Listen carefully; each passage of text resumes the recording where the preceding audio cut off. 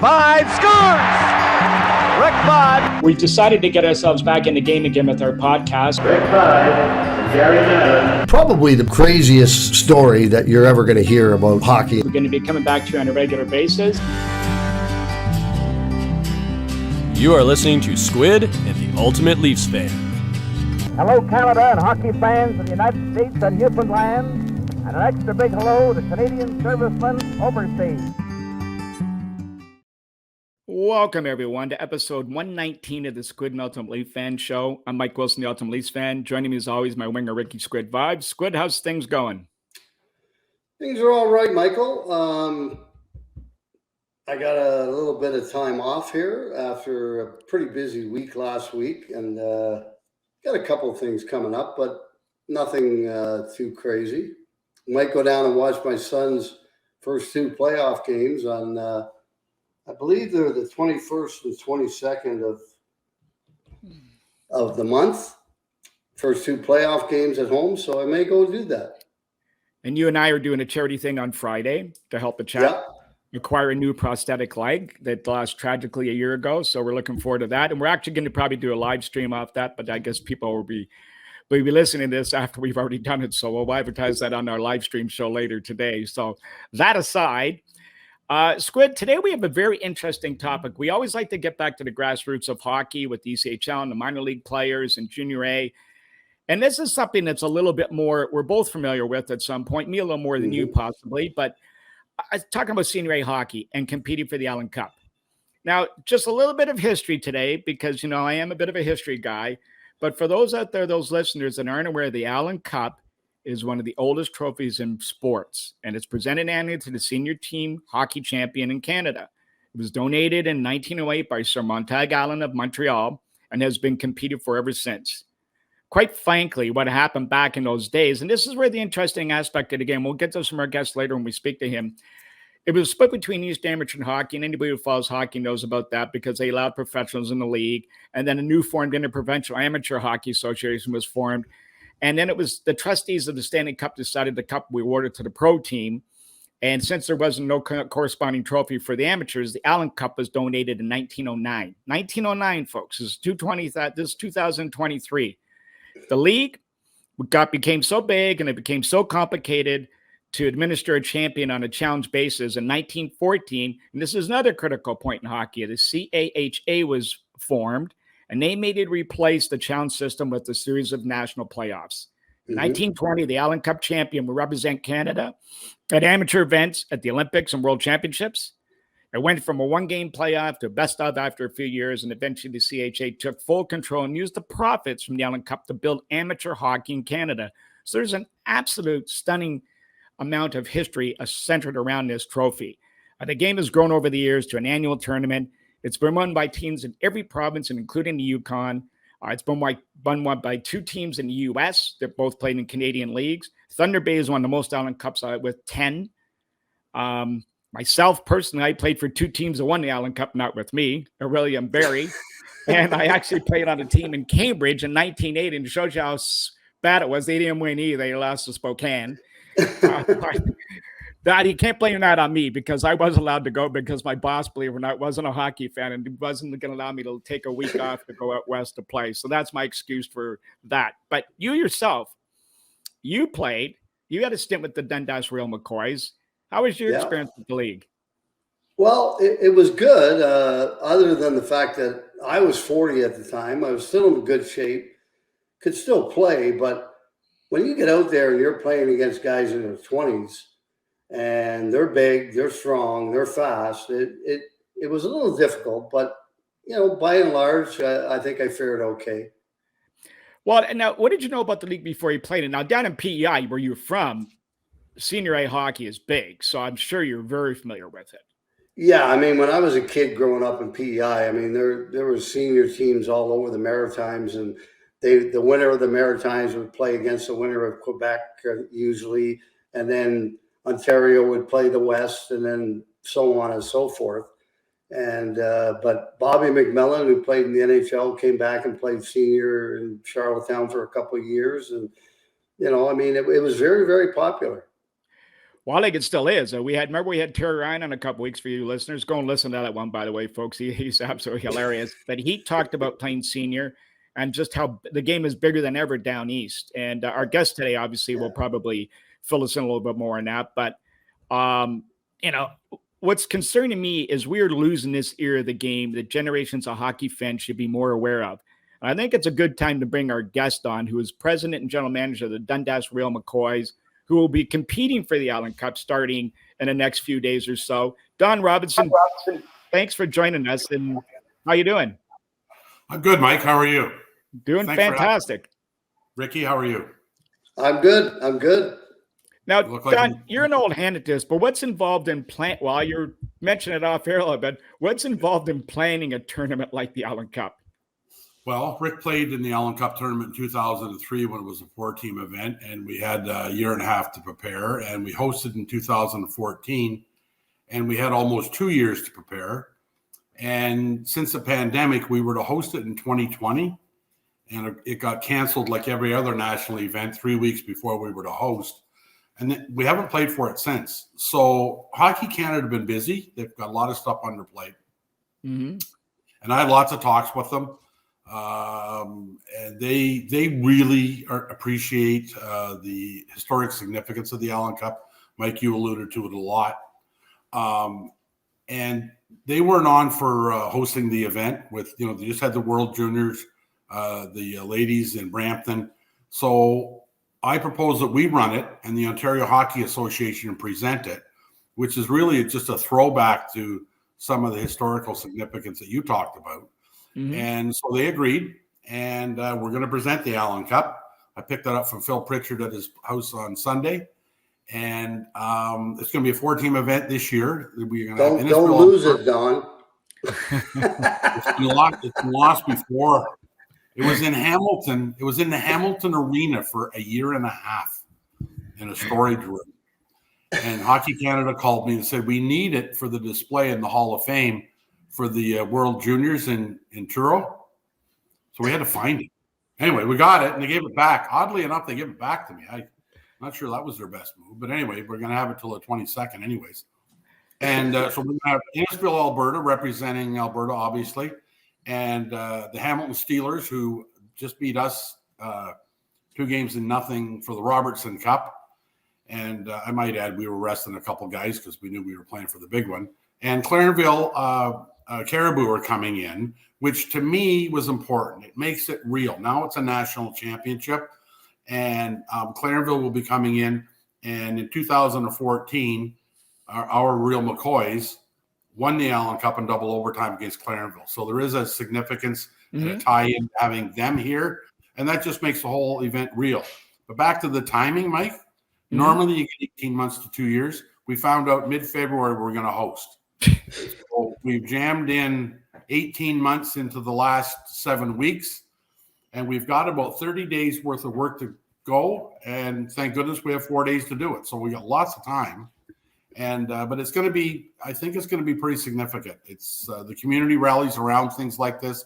You talked about playing for the Cambridge Hornets, who, by the way, are having a celebration on April 22nd. They wanted the Allan Cup, but it's going to be in Dundas. The Cambridge Hornets won the Allan Cup in 1983 against a team from Manitoba that had Bobby Hull Jr. on it. And I forget what the name of that club was. I apologize. But so you would have played with Smokey LeClaire probably and Glenn Crichton if you were in Cambridge in 80. Yes, that was right. And Dave Tatarian was the goalie. Yep, the old Toros guy. Yeah. The task was pretty good. He played a long time. He was our backup in 1987 when we won it. I was lucky enough to win it. I was general manager. I was 29 years old in 1987 when the Brantford Mott's Clamatos won, and we beat out St. John's Caps in 7 games. And then we beat Nelson BC 4 straight in Brantford. And that's when hockey was really hockey. Our tough guy was Stan Jonathan. We had 11 guys that had played parts of seasons in the National Hockey League to give you some kind of a, barometer of what the hockey's like. You talk about Terry Ryan. Ryan was in Dundas with Clarenville in 2014. and sat around telling stories and selling his book for a week. You didn't even play a game, but holy shit, he had everybody howling in the Blue Light Club. He's a funny guy. He was worth the price of admission, I'll tell you that. So, lots of history. Now, what's the biggest headache putting on the tournament for you? Well, you have to get swag. I mean, we're buying the souvenirs, we're booking the ice. The city has to buy in. They have to block the building off. You've got to arrange busing. You've got to arrange meals. I mean, you got guys coming in from out of town. I'm dealing with one guy in Alberta I've never met. Seems like a great guy. So there's a whole pile of logistics. And we have an army, and Rick saw it with his own eyes when he played with us in the year he coached us.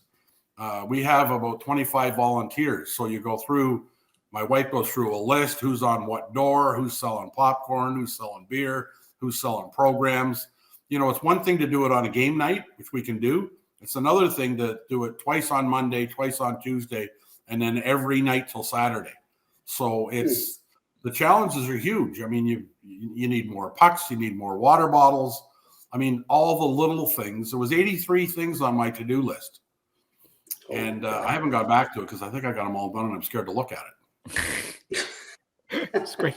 Hey, you got to work with the OHA with referees. They have to be level 6. They have to be able to do a national championship. So there are just a litany of things in swag bags. You get stuff in swag bags. There's just a million little details. But like I say, we got a month's worth of work. We'll do it in the next 3 days. Wow. That's sorry, Rick. Now, Don, when we're talking about senior hockey, I mean, Mike went through all the history and everything. Like, I remember when I was growing up in PEI, there probably was a dozen or half a dozen to 10 teams in the Maritimes, and it was the same all across Canada. So, what has happened to senior hockey in Canada? Well, Rick, that's one of the commitments I made to Hockey Canada. Let us run this event, and we're going to try and fix what's wrong with the Allan Cup. And here's my view, and generally speaking, I'm right, at least I think I'm right, is that the Allan Cup ultimately was only played for by AAA teams. So there's lots of senior hockey across Canada. There's not lots of senior AAA teams because of the expense, and you had to go, you had to maybe travel to an Allan Cup. So senior hockey is alive and well in Canada at the AA level. Saskatchewan, I think, have 18 teams. Alberta have 14 AA teams. BC and Northern Alberta split a league. Quebec has a big league. New Brunswick does. Newfoundland does, but they're all AA. So what I've said to Hockey Canada is we're going to have these meetings and we're going to chart a new path as to how to compete for the Allan Cup, in my mind. If they buy into it and the other teams do. So let's get rid of this AAA stuff. Like, if you're a AA league, and I would suggest to you that the best AA team in Saskatchewan could compete for the Allan Cup just because they're not AAA. And what happens is when you get AA leagues, you get some of the premier teams and they think, well, we should form a AAA league. But if you're in Saskatchewan, I mean, it could be a 4-hour drive. And as Rick knows, nobody's making any money. So you're not climbing on a bus 4 hours there and 4 hours back. So geographically, they work together. So, but if we let the best teams compete, but there would be a caveat on that. What I want to do is restrict, or my vision would be to restrict who can host it to AAA teams. Now, Dundas is a AAA team. A lot of the teams out there are AAA, but you're going to have a league. And what that will do is it'll force the different federations to elevate their premier AA teams to the AAA level, but never exclude the AA teams. Newfoundland are sending a AA team, and we're letting them pick some players up to augment their strength. But there's only Newfoundland players coming. There's no import players playing on the team. Well, but that's how I ended up with Cambridge that year, because I was with actually the Aurelia Terriers, and they picked me up at the end of the year, and they were allowed to do that at the time. Yeah, they can't do that now. Like that's why they kind of went to AAA, and you can only affiliate with junior B players or AA teams, and you couldn't pick up guys. The only thing you pick up was a goaltender, which is why we picked up Tats in 1987. You could strengthen with a goaltender, but nobody else could. So now they give us 28 cards so you can have enough guys on the roster, because pardon me, we got a couple of guys this week that can't play. They can't get the time off work, and we're playing at night. One guy's out of town. Jason Williams was going to play in the tournament with us. He only won a Stanley Cup with Detroit. Yeah. And now he's got a family deal. He's got to go, and he's going to be away next week in Florida, driving a car home for his in-laws. So that gets in the way when you're running a senior AAA team. You talked about earlier you couldn't get a week off. Now, talk to me how you recruited my friend here to play for you. There's an interesting story behind that, I believe. Somebody said Rick Vide wants to make a comeback. And so I said to him, I had a couple cups of tea and said, I know exactly where he started his comeback. So he was playing in a alumni game at Cops Coliseum. So I phoned up Rick and I said, very quickly, do you want to play senior A? I mean, probably fulfill a lifetime goal of yours, maybe get a shot at winning an Allan Cup. Tongue firmly planted in my cheek. So we played that night, and it was February 10th, which is the last day to sign players. So I meet Rick, says everybody's going back to Kelsey's. I guess they were sponsoring the alumni thing, Rick, or something. All the alumni go back. So I'm sitting in the booth with Rick. I'm having a beer. He's having a coffee. And I'm talking to him about it. And Rick, you correct me if any of this is inaccurate. Bobby Hull walks by. Yeah. Donald, what are you doing here? And I'm sitting with Vibe, and he said, you should get him to play. You should sign him. And he says to Rick, both my boys played. Bobby Jr. and Blake won an Allan Cup with us. So how do you get Bobby Hull to walk by a booth? It's almost like I gave him $500 to do this. I didn't even know he was in the building. So Rick says, well, you know what? I'll give it a whirl. So we signed, and I had to go back to my office and fax the card into the OHA before midnight. Now, is that not true, Rick? Yeah. No, that's exactly what happened. And then we got to host the Allan Cup while I was there. That might have been when I was coaching, was it? No, you played. You played, Yeah. and then you coached in the lockout year. Right? That's right. We were going to host the next year, I think, and you played a bit. And then during the lockout, I said, "You want to coach?" And you said, "Well, I'll coach till the strike's over." And he coached all year, right? Because the lockout extended the whole year. So Rick's pretty familiar with the building, and I think if he's not going down to watch AHL playoffs, he's going to do the color for the national championship April 22nd, which would be nice to have him back in the building. It'd be great to have a guy that's really familiar with the building, the Real McCoys, and the national championship because he played in it. It's a pretty good story. Yeah, the year we played in it, St. John, I can't remember who else, but I think we lost to St. John, if I'm not mistaken. Yep. New Brunswick. And they ended up winning it, I believe. Well, Ilda Shane won, and they had Pat Falloon playing on their team. They beat out. Well, I remember the one year we went to, where the heck did we go? St. Charles, Quebec or something? St. George de Beauce. What a gong show that was. Oh, yeah. Mike, that's that crazy Quebec league where they let you fight 5 times. We went down there. Our poor exec, we took a fan bus down. Our guys go down. I knew about the league. I wasn't telling everybody about it. It was only one team there. And New Brunswick was in the mini tournament. So you went to the Allan Cup. Yeah. And I wasn't coaching. I wasn't on the bench. So I'm in the crowd and I walk up and they have open bars and I'm looking around. One half of the building you can smoke in and the other half you can't. You can get double whiskey, double rum, whatever you wanted. We didn't sell beer in the stands in Ontario then. And I'm going, wow, these guys know how to live, don't they? I mean, It was just, the place was crazy. Yeah, that's pretty. Well, now you weren't always. Let's go back and how did you end up in management? But you were a player at one time and moved up to the OHL level, and then obviously didn't work out. You then took a turn and started reffing. So maybe walk us through that period of your life and how you ended up being impossible and as a manager of in the hockey business. So I quit playing when I was 17. I went to an OHL training camp and they wanted to send me down. The Marlies wanted to send me down to the Markham Aces. And I went home and talked to my dad about it. And he says, why would you move to Markham? Like, you're not going to play in the NHL, which was really encouraging. And he says, why don't you just referee a little bit? Because if you were that good, you'd be playing for the Marlies. So after that little pep talk, I said, all right. I signed with a local junior team and I played with them in the playoffs, but I was refereeing. So when I was 18, I joined the OHA as a referee. by the time I was 23, I was doing OHL lines at the age of 20. I was refereeing senior at 21. And at 23, I got my first assignment to referee in the OHL, which was called Major Junior A then. I was going to do the London Knights and Niagara Falls Flyers. And I was a pitcher in fastball, and I tried to score from second base because we were only up 1-0, and I broke my ankle and my foot, and I haven't refereed a game since. So then the local team, the president and general manager got suspended. It was called the Robertson Real McCoys. And they suspended 8 players and the president and general manager for 5 years. So the guys that ran the team came to me and said, we need somebody with credibility with the OHA. And as an official, you'll have that. So we just need you to do this in name only. You don't want to actually have to manage the team. And some people think I'm cocky and arrogant, and those guys are probably right. And I said, if I'm going to be the general manager, I'm going to run the hockey team. So I did, and we went 28-2 that year and got beat in the first round of the playoffs. And then we won 3 Ontario championships, and then we went up to senior AAA. That kind of straightened me out a little bit. We didn't win an Ontario championship. It took us 2 years to figure that out. But we were signing guys. I was signing. Ronnie Settlebauer played after he played in Vancouver. He was a Burlington guy. Rick, I don't know. Did you ever play with Gavin Kirk in Birmingham?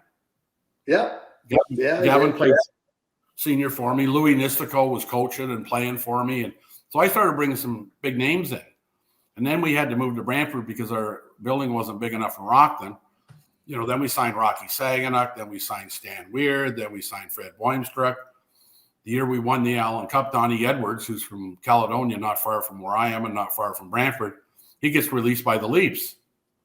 All right, well, I better go see him. So I go see him, and he says, no, I'm going to wait to get picked up. And I went, well, how long do you figure that's going to take? I said, you can't play rec hockey and stay sharp. Why don't you come and play the best amateur hockey in the world?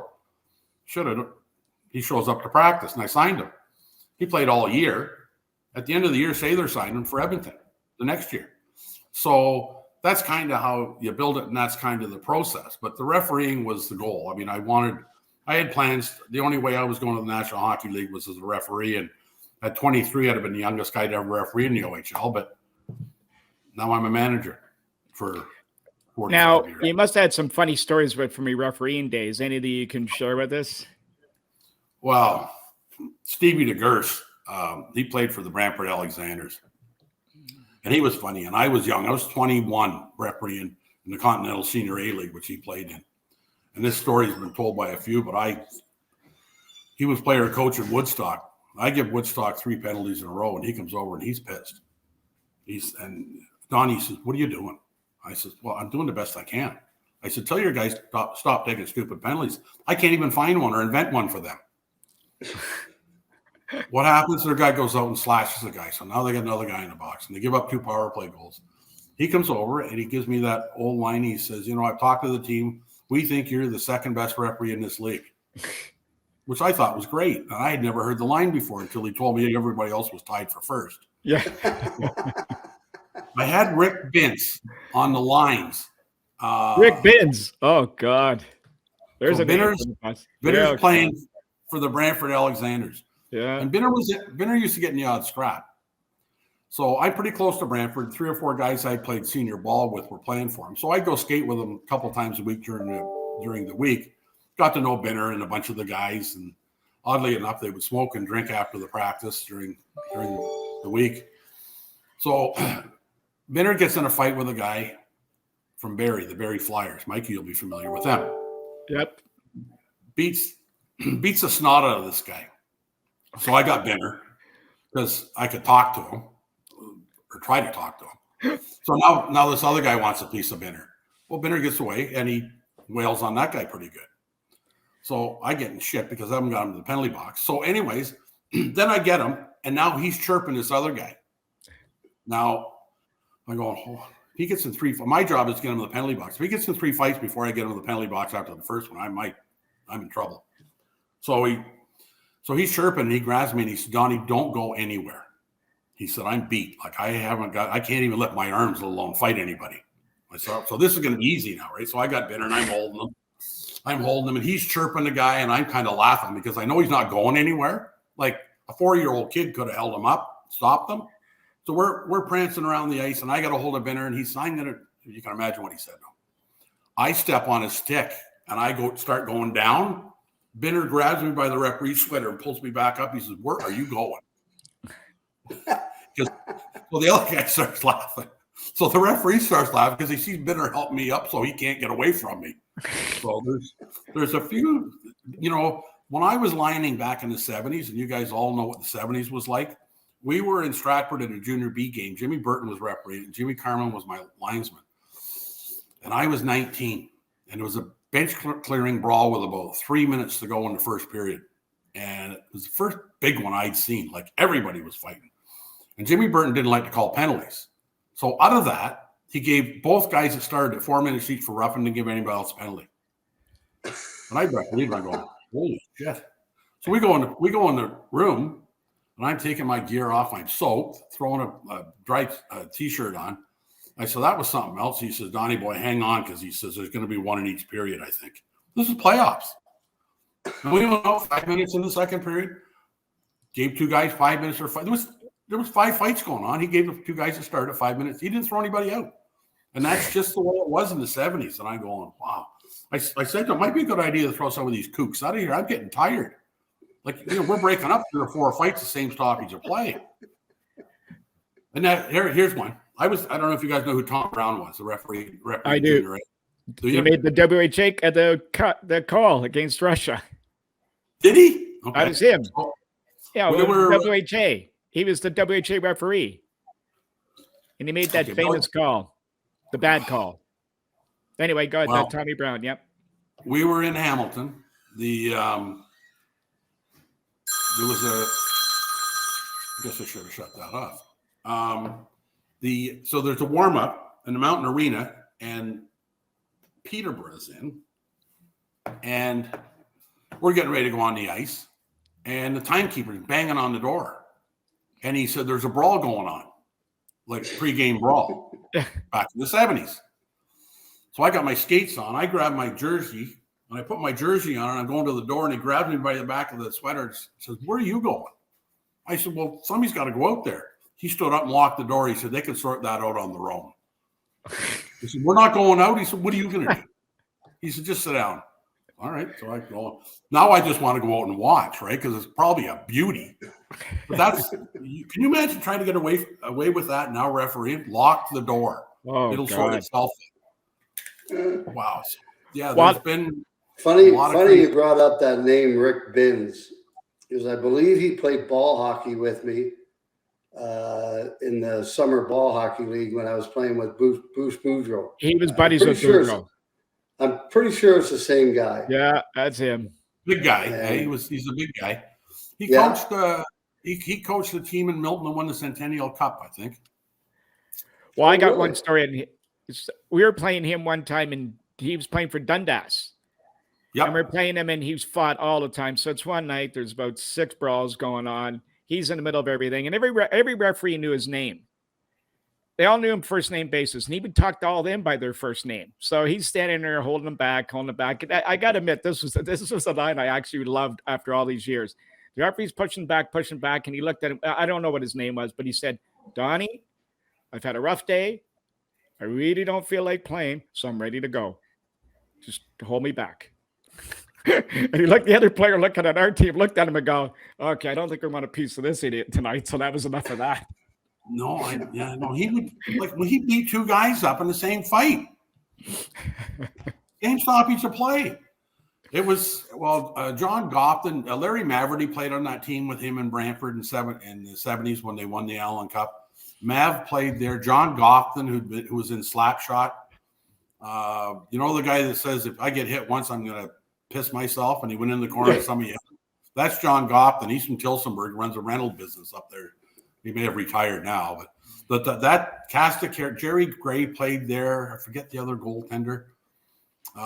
They had all kinds of guys. Louis Nisco got cut by Colorado Rockies and came back and played senior.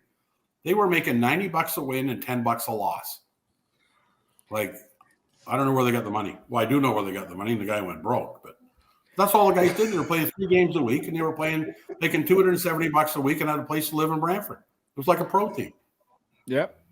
Well, Here's a story for you, referee story I got to. I wrote a book on beer league hockey, and all the money's going to charity, and I've talked about it a lot on the show. But I have stories on referees, and one of the referees told me a story one night, and it was so good I had to put it in, even though it wasn't beer league. Doing a junior C game, really rough, lots of fighting. So there's a brawl with a minute left in the second period. So they send the teams to the dressing rooms to cool off, going to complete at the start of the third period. So they come out at the start of the third period. The goalies go to the same nets.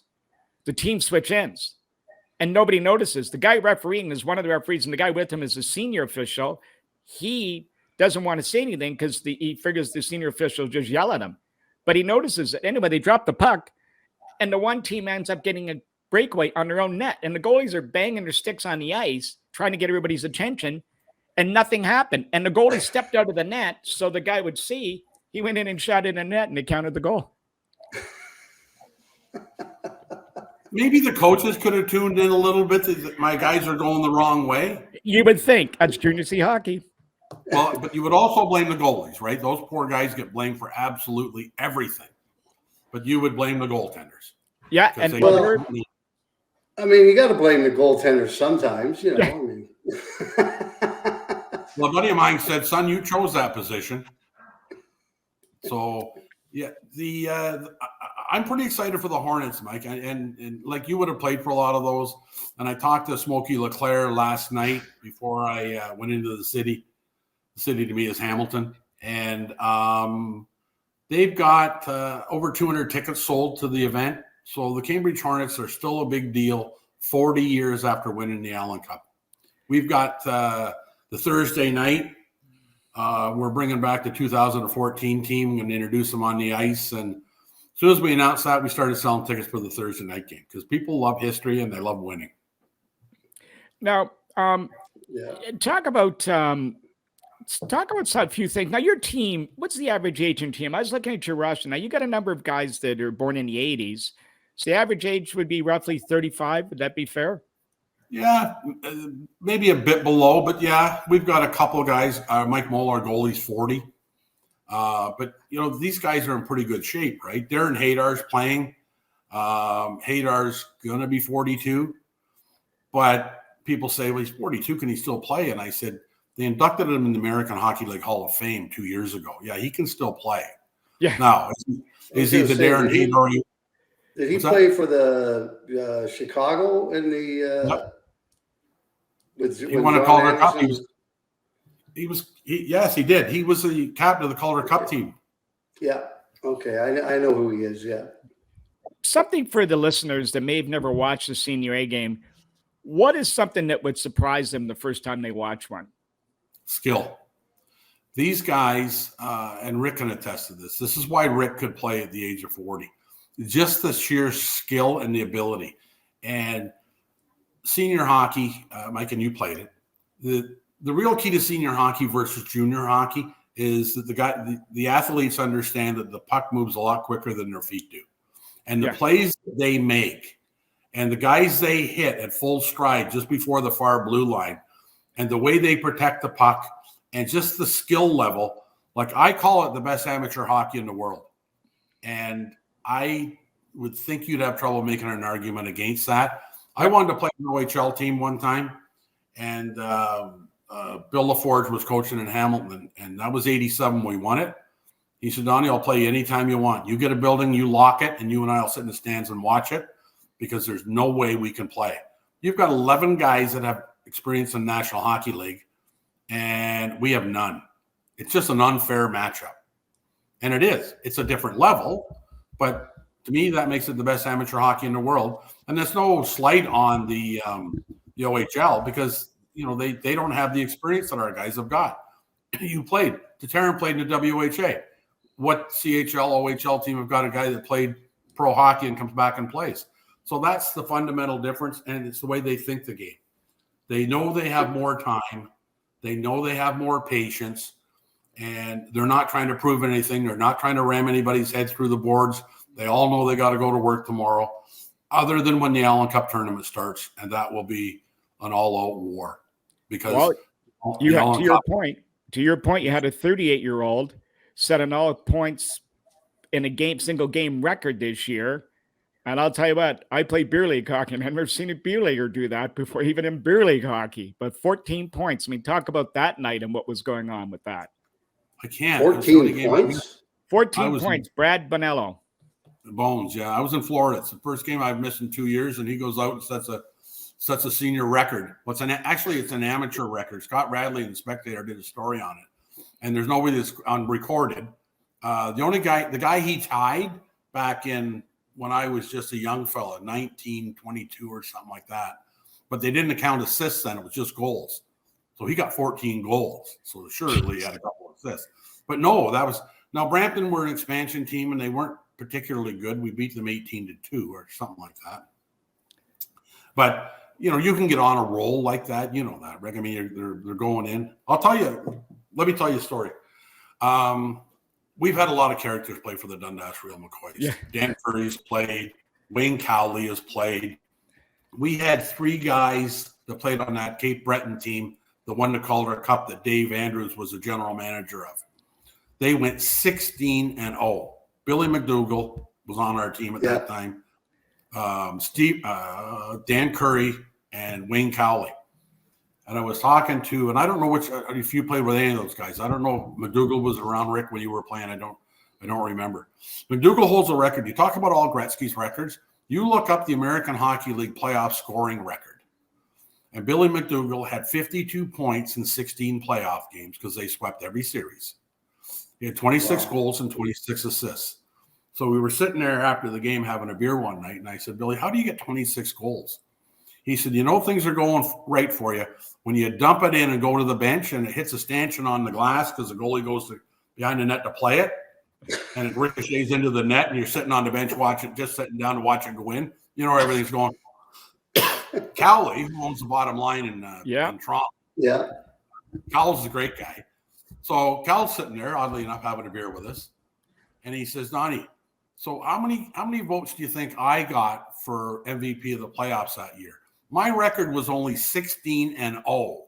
How many first place votes do you think I got? None.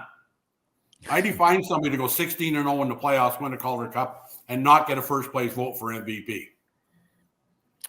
Well, I know you mentioned big thing skill and the thing like that. I didn't have the skill that a lot of guys had. I mean, I had other attributes, a shot, and I knew what I was doing out there. But fortunately, I had a pretty good sentiment in Mark Juris, who had a long career over in Europe. And I would just get the puck to him, and I'd say, you just go with it, and I'll get open. And was he not the best? He scored. Mike, his kid Josh played in Calgary, and Rick's right, he played with him. And Rick's ability was in front of the net, and that's, everybody thinks he roared down the right wing and scored 45 slap shots, but he took a beating in front of the net with that log he played with.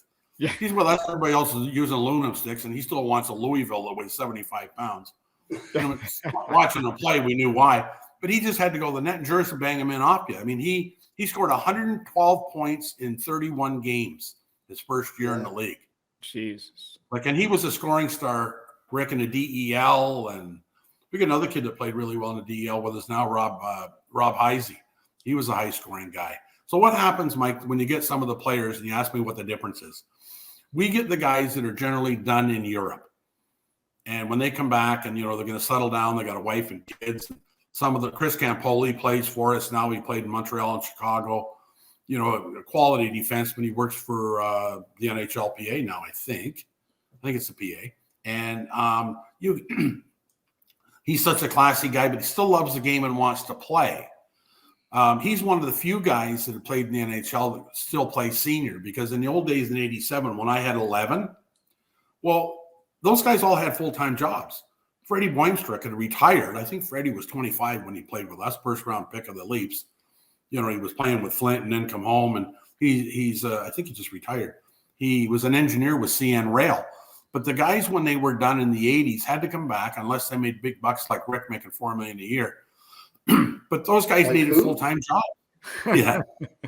Right? But they needed full-time jobs, Rick. I mean, how many guys did you play with that maybe didn't work in the summertime, but when they retired, they still had to work? Now these guys, If you're a marginal player, you're making $1.5 million a year. A marginal player. Yeah, there's a big difference, obviously, in the way the game's played now, and also hey, you know what? The funny thing is, people can say whatever they want about Gary Bettman, but Gary Bettman has made a lot of money for the players and the owners in the National Hockey League for 30 years. So you got to give him a lot of credit for what he's done. Yep. Rick, I do with Scott Radley, I do a radio show every Monday night for an hour on sports, and the Leafs are obviously. And a lot of people in Hamilton are mad because we don't have a National Hockey League team and Gary Bettman's a bad guy and everything else. But I always say to Radley, I said, the guys that pay him love him. Yeah, I know about some of the decisions. I said, the guys that pay him, he has 32 people he answers to. Just 32. He doesn't answer to me and you, doesn't answer to Mike. Doesn't matter how big a Leaf fan Mike is. He doesn't give a shit. He answers to Tannenbaum. And if they get $800 million for the U.S., for the Ottawa Senators, they will be carrying Gary Bettman around on their shoulders for a week. Right? So how is he bad for business for those guys? And yes, there's a salary cap, but they're all rich, Rick. Oh, yeah. So now, speaking of money, let's get into that part of it. There's two parts to this, but the first part of it is, Donnie, where does your funding come from the team? How much community involvement? You touched on it earlier that they do get behind the team, fan support, etc. Like, where does it all generate from to run this hockey club? Well, Donnie played me $1 million that year, I think, that I played. I think was it $1 million, Don? $1.2 million. So you took a pay cut. Teams in our league, some of them come and go because they won't believe me. They'll get trapped into paying a guy $150 and Mike, I'm going to give you $150. Don't tell anybody. Yep. And then you go get Rick to play and you say, by the way, he'll give you $150 if you work him over. Anyways, the key here is I give the guys, I pay them enough to pay for their gas, have a beer and a plate of wings after the game. That's all they can get. Because if you don't want to play, the $25 or $40 is going to make you play. You're talking to the wrong guy. So where does the funding come from? We made a deal with the city a number of years ago, and we buy the rights to sell the rink boards in JL Greitmeyer Arena in Dundas. So typically municipalities sell the rink board rights to a marketing company like in Mississauga or Burlington and say, you can have all our rinks. What are you going to pay us? We're not in the sales business. So our arena is excluded from that contract because we match whatever the city would have got. So now they're helping a senior team carry on. So we have a number of loyal sponsors that all buy rink boards, all buy program ads. We have the nicest program. Our program will stack up against OHL teams. And so through that sponsorship and through our fans and everything else, it's very fundable. The biggest thing that we've been doing since 2000, I guess, when we started 23 years ago, is in normal years, we have at least half our games have fundraisers for the community. Margaret's Place is a new hospice in Dundas. We help them all the time because in my view, if you're not contributing and giving back to the community, you're in the wrong business. You can't make any money. Nobody wants to make any money.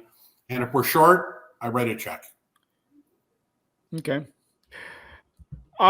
Where I was going with this was I guess the best way to say it is I was just out west and I went to a place I used to play at in Port Alberni. They don't have senior intermediate anymore, but they've got a tier 2 team and they play in the BC Junior League.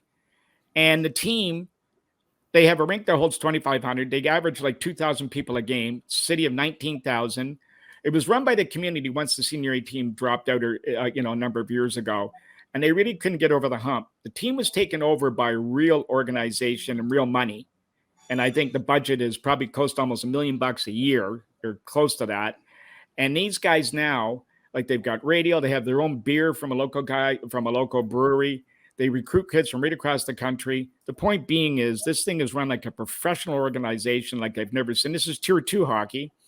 My point being is that in Ontario now, kids pay to play. The Outlaw League get paid to play. You've got the Senior A League, who guys like us understand it, but as I mentioned earlier in the call, the new generation of kids know nothing about it, and they should, because this is hockey history at its finest. Is there anything that can be done to sort of up the level of interest in Tier 2 hockey that would lead players to come to the Senior A League and then bring more attention to all of you? I know it's a loaded question, but do you have any thoughts on that? Well, I sit on the board of directors of the Ontario Hockey Association now, and I represent senior hockey. And that's whenever we talk about senior hockey at the OHA board, for the most part, it's about how do we start providing these graduating Tier 2, Junior A club now, is what they're called, Junior A and Junior B guys. How do we get them to play in our league? And exactly. we need a layer of hockey, which is probably Tier 2, that lets them get there. See, we've kind of ruined it ourselves, and me included, where you get guys that come back from the East Coast League. Like when Rick's son's done, I ask Rick every summer, when's the kid ready to come and play? And when they keep playing. But so you plant those seeds all the time. That doesn't leave any room for those Tier 2 Junior A guys. So what we need is the Junior A League and the Junior B League to help us form a AA league so they get that experience, and then they can go on. And if they excel at the age of 22 or 23, they may in fact be good enough to go to play in Europe. That's my point. They want to, if that's a goal. But all of a sudden, boom, you run into that brick wall. You're an overage Tier 2 kid, used to paying to play, and there's really nowhere for you to go. I mean, we get a few of them, but a lot of them won't even call because we're full of ex-pros. So as an organization, the OHA, we're working to develop and sort out a league in Western Ontario, which is down, I would say down by London. We need one in Niagara, and we need one east of Toronto and maybe north of Toronto. And I would suggest that if we started out slow and maybe play a 16-game schedule and let the Tier 2 teams fund it, or have two Tier 2 teams fund it, that you can then start growing it a little bit. But I'll tell you, when you say you were out west, right? We went to Port St. John, British Columbia, and because we're the other towners, we always played the afternoon game. Sold out. Lacombe, Alberta in 2019, sold out. Yeah. Dundas, we're letting kids 14 and under into the preliminary games, partly because we've only had 2 months to do it. But when you operate in Southern Ontario, whether it's Cambridge or Dundas or Brantford, you get swallowed up by that monster in Toronto. That team Vive used to be the captain of, own the hockey market. And I'm telling you, I don't think those people are all hockey fans. I think they're all Leaf fans, and I think they spend $900 to be able to do selfies to say they were at the game. You give me $900, I'll give you 9 season tickets and you can come watch us all year. Mm-hmm. But we get caught up in that media blog, and the other thing that makes it difficult for Tier 2 teams and Junior B teams in the GTHL to survive is the fact there's so much to do. We share a building with a Junior C team. There's a Junior B team 12 minutes away. The OHL team is 12 minutes away. There's 2 other Junior C teams 15 minutes away, and there's an A and a B team in Brantford. I mean, you can throw a blank within a 30-minute drive. There's 40 hockey teams. You can't create any relevance unless you go to Leamington, Ontario, or you go to Elmira, you go to Ayr, Ontario. If you get far enough away from Toronto, you can build something. But those teams in Toronto, to make yourself significant, is almost impossible. Look at Brampton left the OHL, and I'm not sure the owner of Mississauga is making any money in the OHL. I mean, they don't draw well. No. Well, I've always said, the funny thing, Donnie, I've always said is that Toronto, everybody says Toronto is a great hockey city. I always said, no, it's not a great hockey city. It's a Leaf city. Yep. And I mean, you look at Brampton moving their junior team out of there. You look at Mississauga moving out of there. Well, they still have the Steelheads, I guess, but they draw like 1,000 people a game. Yeah. But you're not going to survive drawing 1,000 people a game. You can't. Well, no, unless the owner's the owner can become a millionaire, but he's just got to start with 20. Yeah. But you look at Brampton. They had Kerry Kaplan ran a ECHL team out of there, and I got 3 guys on my team that played there. I said, how'd they draw? He said, most nights we got more than they would have had. I mean, it's almost impossible, Mike, to do what you're talking about, to make it significant, to make it real. Yep. I don't think that can be fixed. And you're right. out west. So they're running it like a business. Now the BCHL is almost the CHL level, right? It's a pretty big news out Very there. good league. Yeah. They get a lot of guys drafted. They take a lot of the premier junior B players from Ontario out there. They pay their way out. They bill them. They don't charge them to play. And so that matters. I mean, I take my hat off to all the junior A owners in Ontario, I'll tell you, because they provide that level of hockey for the love of it to a certain extent, because you just get swallowed up. And Rick's right, and I've said it before, it's a Leaf town.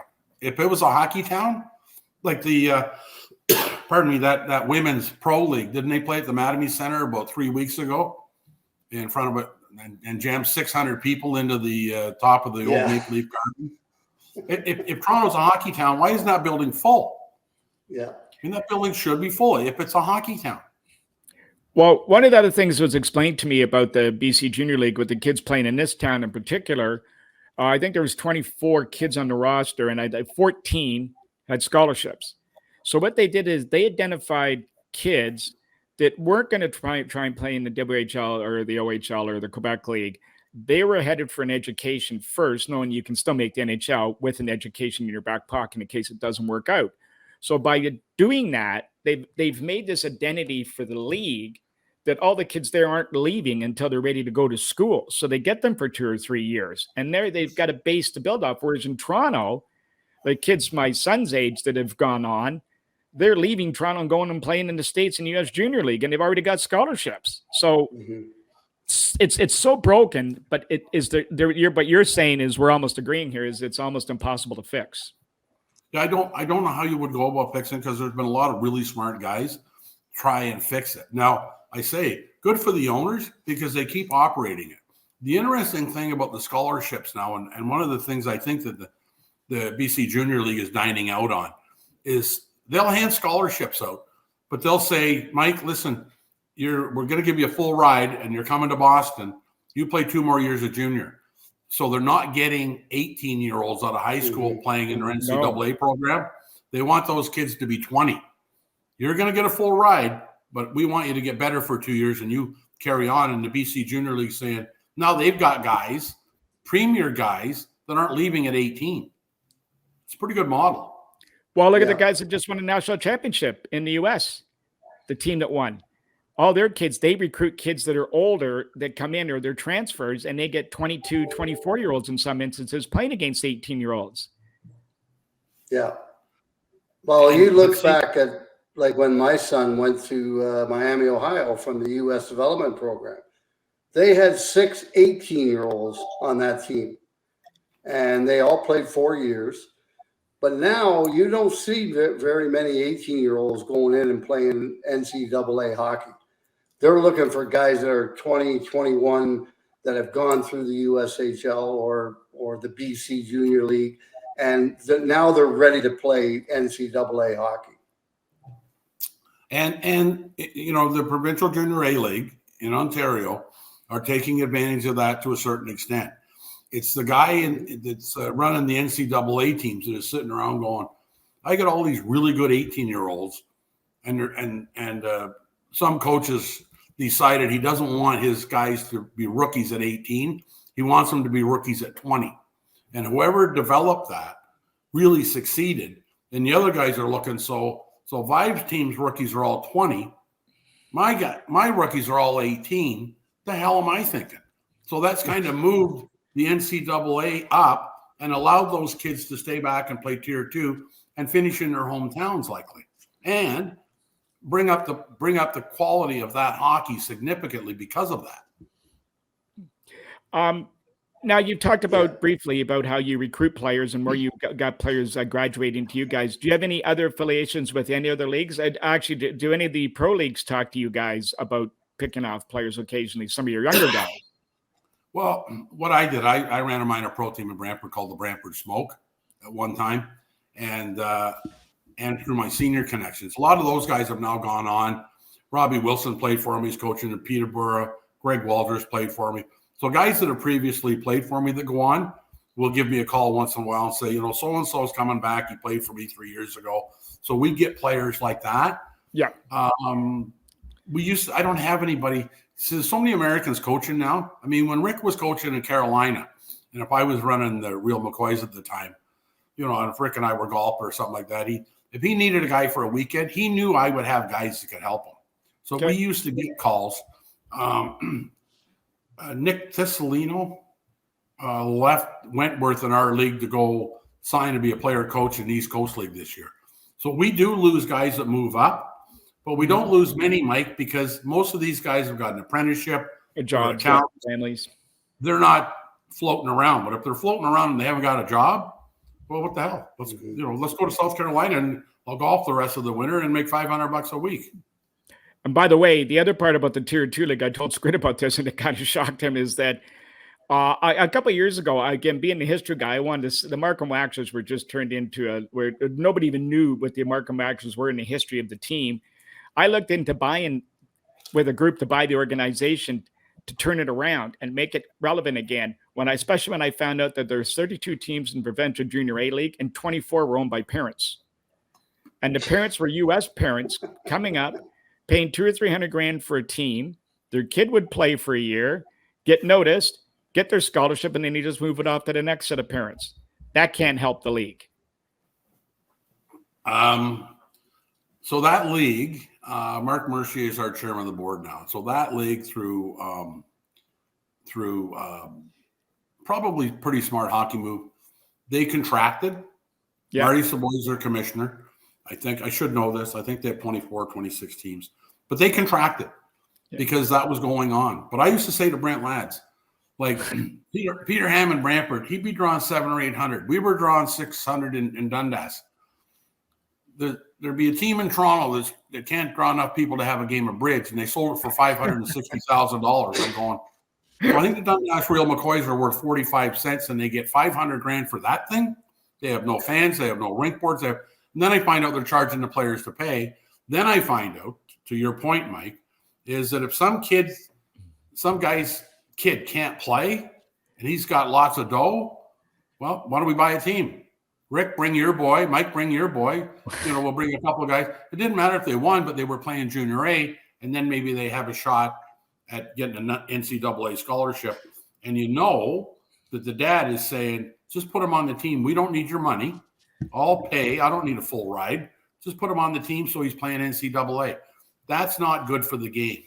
They need guys like you that want to own it and operate it for the right reasons. And there's a lot more of those owners now than there's ever been. You know what the franchises are worth now? $1.5 million. $1.5 million. Mm-hmm. Well, what's the... Mine's 25 cents. Gosh, my mind's a blank. Zach, that went to the Oilers. Yeah, Stu Hyman. Yeah. Okay. So Stu owned, I think, at one time, like almost 20 teams in the GTHL, junior teams all over Ontario. And to Zach's, I give him a lot of credit because he did play for his dad's team, the Red Wings in Hamilton. But he went on and forged his own way, going to college and making it to the National Hockey League, and great for him because, but again, there's a situation that, maybe if his father hadn't have bought that team, he may not have got that opportunity. You never know. Well, I got a funny story for you for that. Just to when he owned 4 organizations actually. So Squid more than that. He owned the whole organization, and he was buying them because he was making money at them. Because the parents are so stupid or crazy, I guess not stupid, but crazy. They'll pay anything to have their son play in the G. So one of the kids Ryan was playing with got recruited to go play for the Penguins, which was owned by Stu. Then it was a AA team. So we go to watch, and I'm standing there watching the game, and there's a kid on the ice. He looks like he's never been on the skates before. And I go, this is AA hockey. And so I'm kind of embarrassed for the parent, and the parents burying his head because this guy's on the team now and his poor stuff. So he's embarrassed to talk. So after the game, we kind of standing in the hallway, shrugging a little bit. And I'm trying not to look him in the eye. And he comes, oh, God, that's embarrassing. And they said, well, yeah, you got a couple of kids out there. I don't know they should be out there. And he goes, well, you see number 18 or whatever his number. Yeah, he can't even say. That's Stu Hyman's driver's son. He's never played before, and he told me he wanted to let him play hockey, so he put him on the team. And that's what private ownership might do to you in right? And you're right. Doesn't Tavares own a team or an entire division? He owned all of it, the whatever it is, from novice to whatever they're called, to midget. He owned there's 40 teams or 30 teams in each organization. He owned them all, and he was making money at it. No, you're talking about Hyman. Yeah. Yeah, but didn't John Tavares buy? The Marlies. He's put money into the Marlies. Him and Gagné have put money back into the Marlies to help fund them. And that's where Jeff played, isn't it, Rick? He played there, yes. He played with Rick's son. They all played. Yeah, Justin played with Sam Tavares, Sam Gagné, Tavares. But those were premier organizations, Mike, and and they are run like a business. But you're right. I would be frightful, and assuredly it's happened, that if your kid should be on the team, and my kid probably shouldn't be on the team, and I get my checkbook out, your kid's playing somewhere else. Mm-hmm. Well, my stipulation is going to be the son. If you were involved with the organization, your son couldn't play in the team. And they said to me, well, your son's a goalie. He's got to be on the team. I said, no. There's 64 spots, and there was 32 teams that. There's 64 jobs. If he can't beat out one of those other 63 goalies, then he doesn't deserve to be in the league. I went, oh. But here's the point I wanted to make to you. With a little bit of effort, I wasn't going to run this on my own. I reached out to some guys who graduated from the Waxers. And what happened is these guys, and they're NHL guys, they're willing to give money back. One guy actually called me, a guy who went on a scholarship to the U.S. after playing for the Waxer Raiders back in the day. He said, you've got $100,000 from me, Wills, to go with your team. And I said, geez, was that? Yeah, I owe them my career because that's where I got started and I got a scholarship. So I reached out so it's out there. Somebody just has to tie it in and make it work. And I'm only going into this in detail because I think this has a direct impact on your league, because as a feed, it's not from the bottom up. This is feeding up towards you guys. So it's having a reverse effect. Well, yes, I agree. And good for him. And there are a lot of good guys out there. And Hyman runs good organization. Like, I wasn't talking about the Stu Hyman's group when I said somebody might write a check. No. I mean, he runs a pretty good show. But there are like whole segments of organizations that sometimes parents with more money, his kid was more successful than a kid that probably couldn't afford to be on the team but should have been. Yep. That's not good for the game. I'll give you a good story. The gentleman came to me to coach the Young Nats. Young Nats in the GTHL, because they fired the coach because he put 6 kids on the team who either paid or did something. Like, one guy did his roof for him. Okay, your kid's on the team. This guy did this guy did that. So they had 6 kids that were on the team because their fathers had done something for the coach. And so he fired the coach and wanted me to coach. And I ended up coaching there and had a lot of fun doing it.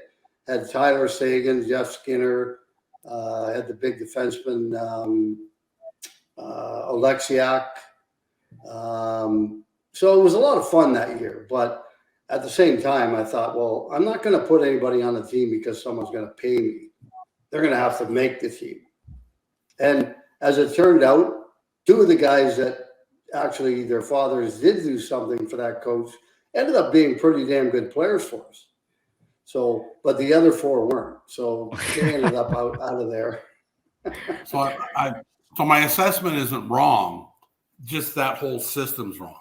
And the other thing, Mike, when it gets into senior hockey, then it hasn't happened a little bit 18, 19. I'll get calls from parents, fathers, saying, Don, I got your number off your website, and my son's graduated junior now. He's thinking about playing. He's looking for his options and exploring options. I said, oh yeah. And he says, I consider putting him on your team, which I always find kind of interesting because I always thought I was the guy that was putting guys on the team, not some random father that called me. So I let him finish. And so, well, how'd it go? Well, last year, the coach, and the year before that, we had to move teams. And, generally there's a little trail that the coach is an idiot. Yeah, of which course. I generally put the brakes on about there. But I'll say to them, have your son call me. He said, no, I'm making calls on behalf of him. I said, that's probably why the coaches are always wrong. I said, what? I said, he's 20 years old. He's a man. It's time if he wants to play, have him call me. And the guy said, you got a bad attitude. And I said, I likely do. Make your kid a man. Have him call me. Let him do this himself. And I used to get 4 or 5 calls a year like that. And I'm thinking, that's why I won't run a junior team. Because now I'm running a senior team, and I got junior kids' fathers calling, saying, and the one guy wanted to negotiate what I was going to pay him. I go on, so I'm looking them up on Elite Hockey Prospects as I'm talking to them, and the kids played like part of a year at Tier 2 last year and scored 2 goals. I'm going, doesn't your kid normally pay to play? And you want me to pay him? That's because Rick's running around town and I paid him $1 million to play. Well, yeah. So, Don, we want to thank you for your time. We just get into a couple of minutes here just to wrap up. But just talk to us about the upcoming tournament. How can people buy tickets? When are the games? They're on the website, but people are lazy like me and won't look. When does Dundas play again? He played tonight, you said. But when do they play again after this? How's the sequence go? No, we're not playing tonight. We're Monday the 17th. Okay. We play against Innisfil in the afternoon. Clarenville is playing against Hamilton. And then we play the next night against the Hamilton Steelers. So it goes all week. So Monday and Tuesday, Mike, there's a game at 3:30 and 7:30. And then Wednesday, Thursday, Friday, there's a game at 7:30. Somebody's getting a bye because it's a full round robin. Somebody's going home. Somebody's getting a bye. Second and third playoff Friday night. Saturday, the final. Right now, we haven't set a game time. It's probably going to be 3:30. And I think I mentioned earlier that there's a hockey team in Toronto that kind of take all the oxygen out of the room. So if they're playing at 7 o'clock on Saturday night, we're playing at 3:30. Yeah. Well, depending on the playoff schedule. That's April 22nd. And I hope Mr. Vibe is there to be the color man. That'll be a lot of fun. A lot of people will be happy to see him. But I'd love to. I'm looking forward to it. The only thing that might get in the way is my son starts the playoffs that weekend on the Friday, Saturday, 21st, 22nd, I believe. As I look at my calendar, and I may go to that. I'm not sure yet. But, Donnie, I will let you know in the next couple of days. Okay. Mike, you really did your research on this stuff, and I'm glad that I'm very happy you played for the Cambridge Hornets and Aurelia. Well, very briefly I played with them. I played mostly with Aurelia. Cambridge I was just with a short while, and I had to leave. Okay, but even the Terriers and the Barrie Flyers, and you get it. You get it, and guys like you that love it, it's great. And we've got to bring it back in tournaments like this. I agree. And you guys having me on the podcast, all this stuff helps, and I'm very grateful. No, and you're great. You're great. You're great for the game, and I really believe in it. It should be pushed forward, and best of luck moving forward. I hope Dundas brings another one home for you. And listen, thanks for joining us. It was been great talking to you. Thanks, guys. I enjoyed every second. Thanks, Donnie. Thanks, Donnie. Good luck. Yeah.